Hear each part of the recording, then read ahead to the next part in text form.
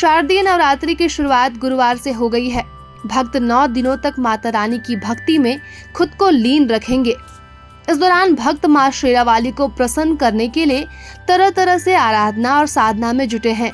ऐसे ही नवगछिया प्रखंड के जगतपुर गांव के शिव मंदिर परिसर के दुर्गा मंदिर में रोहतास जिले के निवासी मां दुर्गा के एक ऐसे भक्त हैं, अंबिका सिंह यादव और संतन दास त्यागी, जो सीने पर मिट्टी के कलश रखकर मां की आराधना में जुटे हैं। ये पिछले 22 सालों से अपने सीने पर कलश स्थापित करते आ रहे हैं। 70 साल की उम्र पार करने के बाद भी इनमें गजब का उत्साह है। अंबिका सिंह यादव ने बताया कि अपने सीने पर 3 से 12 अक्टूबर तक कलश रखेंगे। इस दौरान वह अन्न, जल व अन्य चीजों का त्याग करेंगे, जिसे निर्जला व्रत कहा जाता है। 70 वर्षीय अंबिका सिंह का कहना है कि मानव का कल्याण हो, जगत का कल्याण हो और धर्म की रक्षा हो। इस निमित्त वे माँ की आराधना करते हैं। उन्होंने कहा कि बस माता का आशीर्वाद है जो मैं उनकी आराधना कर पाता हूँ। उन्होंने बताया कि वो काशी, दिल्ली, गया, रोहतास सहित भागलपुर जिले में पिछले 22 सालों से अपने सीने पर कलश स्थापित कर रहे हैं। उन्होंने कहा कि उन्हें कोई परेशानी नहीं होती है। माता की आराधना से उन पर माता का आशीर्वाद होता है और माता सब पार लगाती है।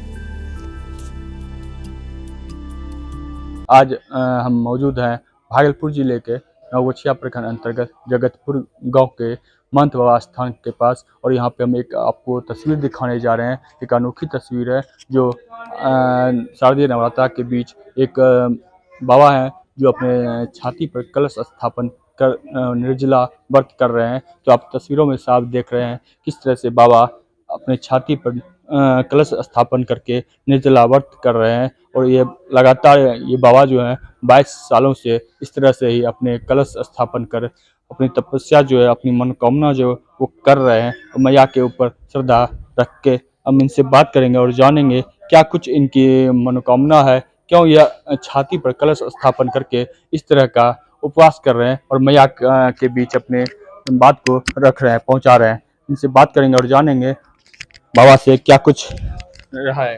बाबा कब से कर रहे हैं? हमको 22 वर्ष हो गया। 22 वर्ष लगातार हम रख रहे हैं।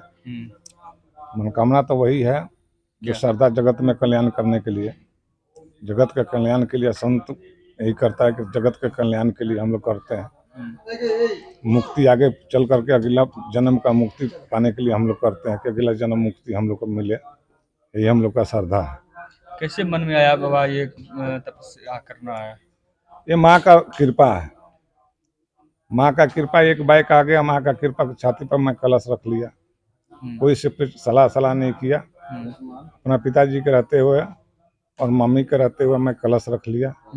रखने के बाद में वो कहा रख लो कि क्या रखते हो, क्या है, तो माई की आराधना है। माई के व्यंजल के रह गए। रहने के बाद में फिर वहाँ से माई का अदवाई बढ़ते चला गया, कृपा होने गया। हम चलते बढ़ते रह गए।